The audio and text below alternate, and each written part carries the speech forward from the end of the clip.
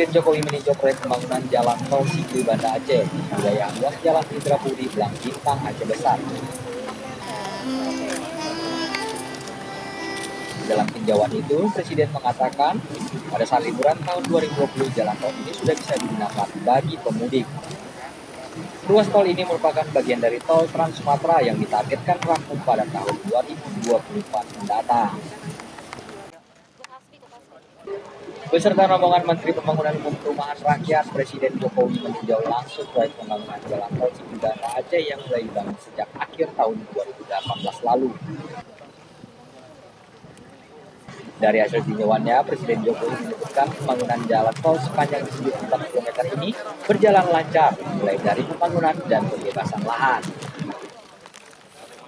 Jokowi juga menyebutkan progres dari pekerjaan proyek tol ini telah mencapai 77%. Diharapkan bisa digunakan pemudik saat libur Lebaran tahun ini.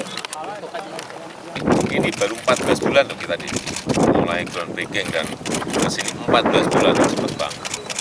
Libur Lebaran seksi 4 bisa dipakai? Apanya? Libur Lebaran seksi 4 apa bisa? Yang jawab Pak Dirut bisa. Insya Allah bisa. 14 km. 14 km. Kali atas. Fungsional apa?